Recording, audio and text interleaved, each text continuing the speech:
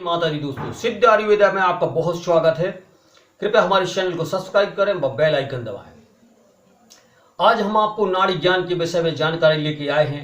हमारी बहुत ही प्राचीन विद्या है नाड़ी की। मैं ये चाहता हूं कि हमारे देशवासी, हमारे नगर के, हमारे आसपास के लोग, सभी लोग ये सीखें, हमारी ये प्राचीन विद्या लुप्त ना हो जाए। सीखें कि भाई नाड़ी कैसे देखी जाती है। नाड़ियां 3 प्रकार की होती हैं, वात, पित्त, कफ।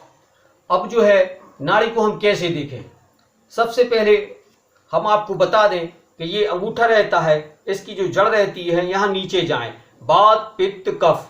तो इस नाड़ी को देखने के लिए आपको जो है यहाँ जो है इन तीनों उंगलियों के बीच कम से कम आपको एक चावल के बराबर अंतर रखना होगा और इसको रेगुलर कंटिन्यूस आपको कम से कम 2 से 5 मिनट, 5 मिनट कम से कम 5 से 10 मिनट के बीच आप इस नाड़ी को ऐसे ध्यान लगा के देखें और बार बार इसको कम से कम 3 बार। यदि इसमें नाड़ी में सफलता नहीं आ रही है तो इसको कोहनी के यहाँ दबा कर प्रेस करके फिर जो है वात, पित्त, कफ, इस प्रकार से पहली उंगली जो है वात के लिए, दूसरी उंगली पित्त के लिए, तीसरी उंगली कफ के लिए, इस प्रकार से तीनों उंगलियां आपको बराबर बराबर धीरे से यहाँ पूरा पूरा प्रेस करना है।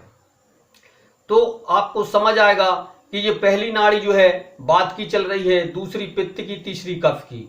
अब इसमें क्या बढ़ा हुआ है, कफ बढ़ा हुआ है, पित्त बढ़ा हुआ है या वात बढ़ा हुआ है। तो दोस्तों, जैसे लोग कहते हैं स्त्री का बायां हाथ देखने चाहिए और पुरुषों का दायां हाथ, क्यों कहते हैं, क्यों देखना चाहिए, हम आपको इसकी सटीक जानकारी दे रहे हैं। होता क्या है कि इंसान के शरीर में, मानव शरीर में जो है अपनी जो नाभि होती है, नाभि के पास कछुआ आकार की एक जो है कुर्म नाड़ी पाई जाती है। उसका मुख स्त्रियों के जो शरीर में है ऊपर की ओर होता है और पुरुषों के शरीर में नीचे की ओर होता है। इसलिए स्त्रियों का बायां हाथ देखने चाहिए और पुरुषों का दाहिना हाथ।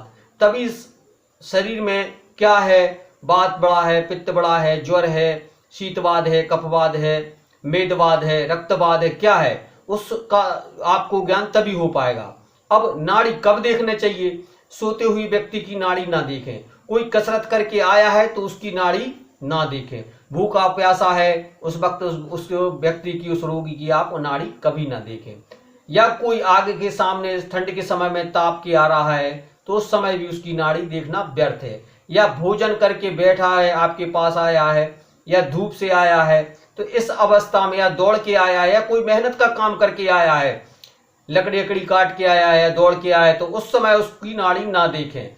सबसे अच्छा है सुबह उठ के अपने जो है सुबह दंत मंजन वगैरह करके और अपनी क्रियाओं से निवृत्त, लैट्रिन बाथरूम से निवृत्त होने के बाद उसकी जो है नाड़ी को आप बार बार 3 बार दबा के और फिर नाड़ी को देखें। इससे आपको मालूम हो जाएगा कि यह पहली नाड़ी तेज चल रही है यानी वात की चल रही है या पित्त की चल रही है, कौन सी है प्रबल, तो उसमें वाइब्रेशन होगा, तो उस वाइब्रेशन से पता लगेगा किसकी क्या नाड़ी चल रही है। अब नाड़ी से क्या क्या रोग मालूम करें।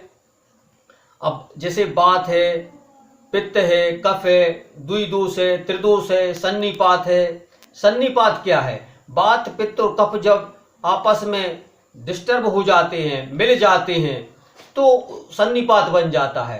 तो साध्य और असाध्य हर प्रकार की नाड़ी यहीं से प्राचीन हमारे वैद्य लोग, ऋषि लोग देखा करते थे। ये जरूरी है सभी को सीखना, जिससे घर में जाके लोग अपने आराम से पता लगा सके कि भाई किसको कौन सी बीमारी या कौन सी नाड़ी से कौन सा दोष उत्पन्न हो रहा है। जैसे मरणावस्था में कोई रोगी है या उसमें हाथ में नाड़ी नहीं आ रही है या कुछ पता नहीं चल रहा है, तब जो है उसके पैर के नीचे जो हिस्सा होता है, पैर के नीचे का जो गठान होती है, ऐसी गठान एक नीचे होती है पैर की, उसके नीचे ऐसी दबा के आप देखना, तो हाँ भी ब्लड का सर्कुलेशन होगा, वाइब्रेशन होगा, तो हाँ दबा के आप वात, पित्त, कफ की नाड़ी पता लगा सकते हैं। उससे ये मालूम हो जाएगा कि ये व्यक्ति किसकी नाड़ी कितनी क्षीण हो चुकी है, कैसी चल रही है। अब जो है आप चाहें तो कंठ में भी उसकी नाड़ी देख सकते हैं, यहाँ जो कनपट्टी के नीचे भी आप नाड़ी देख सकते हैं और टैटुए के इधर भी नाड़ी देख सकते हैं। इस प्रकार से 10 जो जगह है स्थान में, और अगला वीडियो बनाऊंगा तो उसमें आपको जानकारी दूंगा। जैसे आपको बताएं, योग चिंतामणि में लिखा है बात प्रकोप जो होता है उसमें जो नाड़ी चलती है जोंक की तरह चलती है, सर्प की तरह चलती, सर्प जैसे चलता है ना वैसी नाड़ी चलती है। और यदि सन्निपात की घड़ी है, सन्निपात यदि उसको हो गया है, बात पित्त कफ बिगड़ गया है, तो उस गति में तीतर या लावा जो पक्षी होता है या बटेर रहता है उसके अनुसार धीरे धीरे ऐसी नाड़ी आपको चलती समझ में आएगी। तो आप समझ जाएंगे कि भाई इसको जो है सन्निपात हो गया है। सर्प की तरह चल रही तो आप समझ लेंगे, देखना पड़ेगी कि भाई सर्प की तरह लहरा रही है क्या, तो आपको समझ आएगा कि इसको बात प्रकोप हो गया है। अब हम आपको बता दें कि नाड़ी जो है बार बार देखने से, बार बार अभ्यास करने से ये ज्ञान होता है।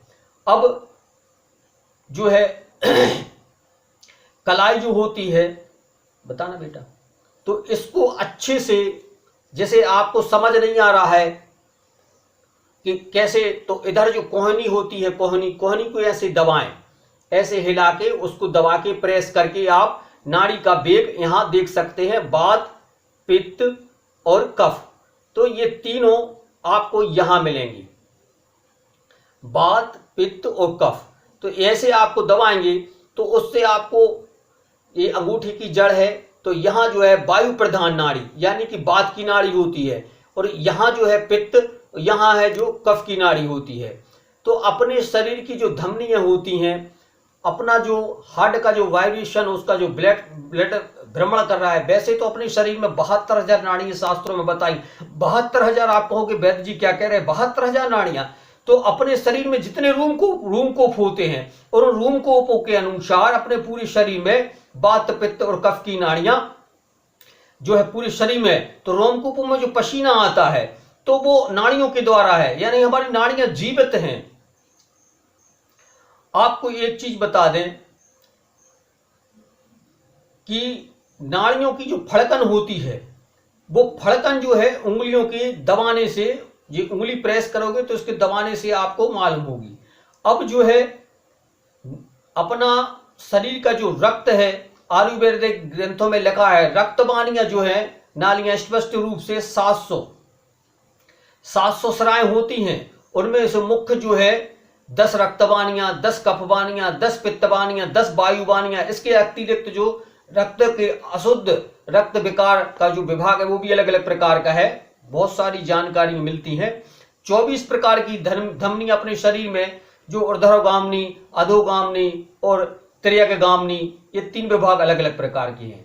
तो दोस्तों वीडियो बहुत लंबा हो रहा है, मैं चाहता हूं कि ये नाड़ी ज्ञान घर घर पहुंचे और हमारे देश के युवा, बुजुर्ग, भाई बहन सब लोग इस ज्ञान को सीखें। तो हमारा जो अगला वीडियो आएगा तो हम आपको बताएंगे कि नाड़ी विचार क्या है, नाड़ी से कैसे रोगों को पता लगा सकें।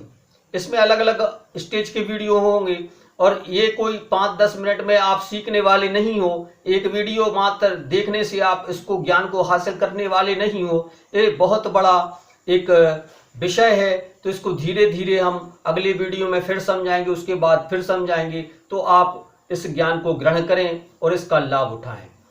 जय माता।